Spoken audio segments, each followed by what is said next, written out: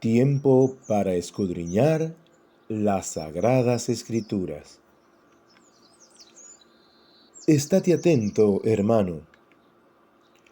Preparémonos para comenzar.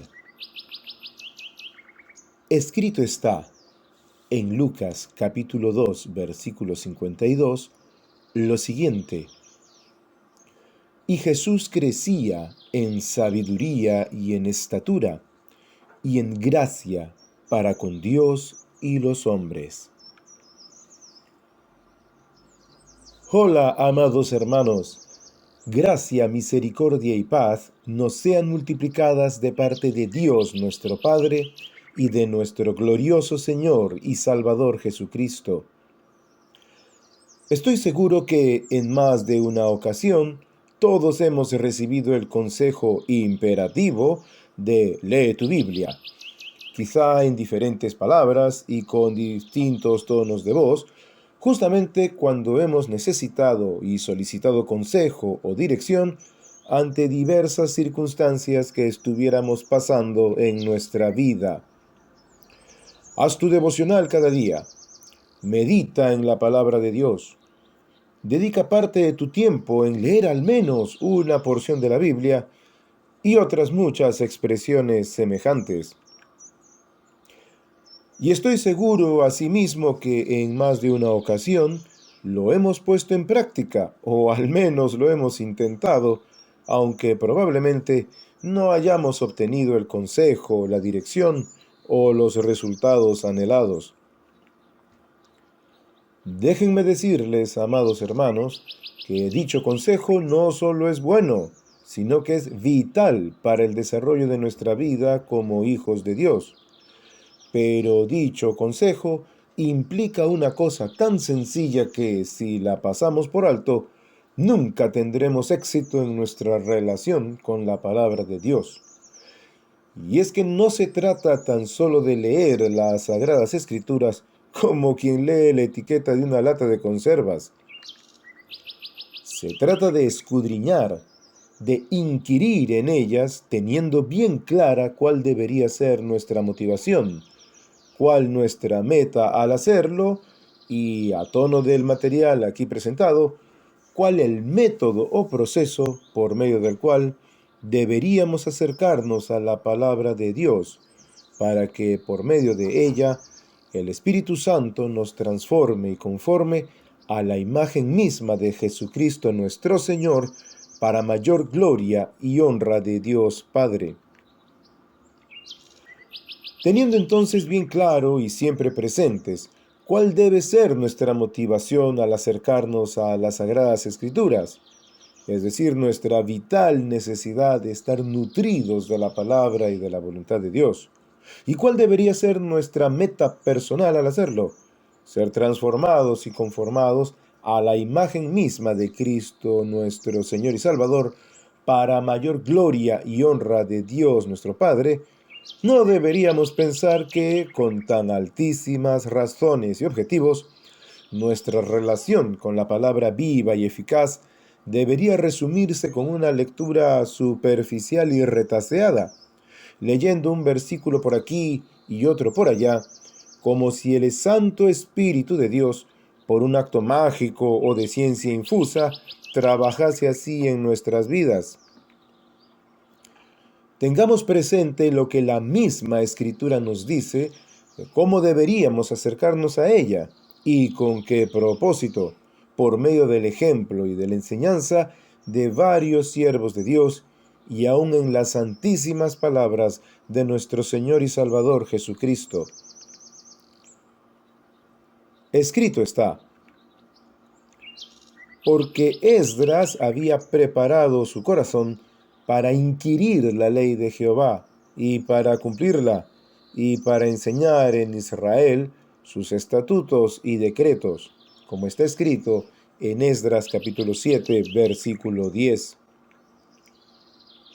Y leían en el libro de la ley de Dios claramente, y ponían el sentido, de modo que entendiesen la lectura, como escrito está en Nehemías capítulo 8, versículo 8.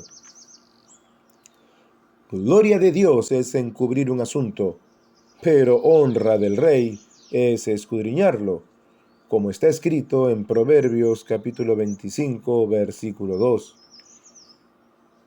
Escudriñad las escrituras, porque a vosotros os parece que en ellas tenéis la vida eterna, y ellas son las que dan testimonio de mí, como escrito está en Juan capítulo 5, versículo 39. Inmediatamente los hermanos enviaron de noche a Pablo y a Silas hasta Berea, y ellos, habiendo llegado, entraron en la sinagoga de los judíos. Y estos eran más nobles que los que estaban en Tesalónica, pues recibieron la palabra con toda solicitud, escudriñando cada día las escrituras, para ver si estas cosas eran así, como escrito está en Hechos capítulo 17, versículos 10 y 11. Entre tanto que voy, ocúpate en la lectura, la exhortación y la enseñanza, como escrito está en Primera de Timoteo capítulo 4, versículo 13. Procura con diligencia presentarte a Dios aprobado, como obrero que no tiene de qué avergonzarse, que usa bien la palabra de verdad, como escrito está en 2 de Timoteo capítulo 2, versículo 15. Sobre los pasajes anteriores podemos afirmar lo siguiente. Gracias al pasaje de Esdras, podemos afirmar que preparar el corazón implica mínimamente que deberíamos estar a cuentas con nuestro Dios antes de comenzar todo tiempo con las Sagradas Escrituras, teniendo en cuenta que la relación con su palabra implica inquirirla, cumplirla y enseñarla.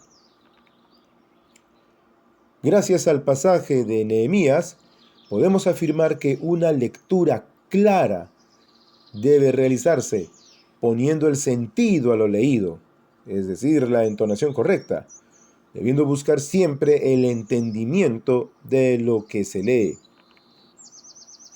Respecto al pasaje de Proverbios, podemos afirmar que escudriñar las escrituras se debe hacer teniendo presente que en ella se hallan las riquezas que Dios ha encubierto para los incrédulos y que a nosotros nos ha permitido conocer y, sobre todo, nos ha dado la capacidad de poder inquirir en ellas.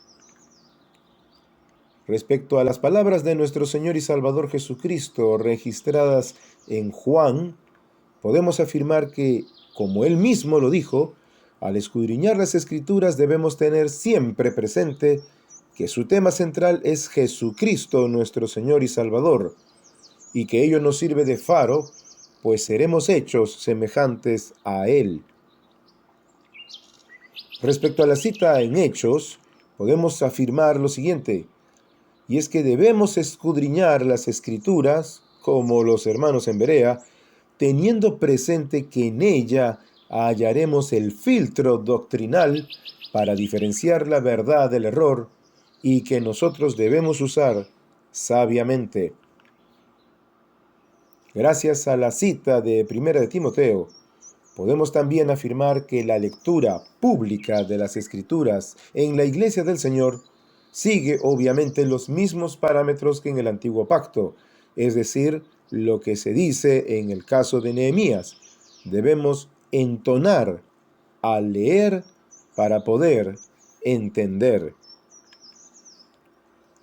Por último, la cita de 2 de Timoteo 2:15 nos permite afirmar que estamos llamados a usar bien las Sagradas Escrituras, ya que al hacerlo seremos como obreros aprobados por Dios. En resumen, para poder tener un tiempo con la palabra de Dios, antes de comenzar es necesario, primero, estar correctamente motivados, es decir, Tener siempre presente que nuestro diario vivir depende de la intervención del Espíritu Santo de Dios en nosotros, la cual se da por medio de una transformación y conformación permanente de nuestra vida, teniendo como molde y modelo la vida misma de Cristo Jesús. Y para su intervención, el único instrumento usado por Dios es la espada de dos filos, como escrito está en Hebreos capítulo 4, versículo 12, es decir, las Sagradas Escrituras. En segundo lugar, debemos estar correctamente preparados, teniendo presente que cuando abrimos las Escrituras, es Dios y no nosotros quien ha de trabajar nuestras vidas como el alfarero trabaja con el barro, como escrito está en Romanos capítulo 9, versículos 20 al 24.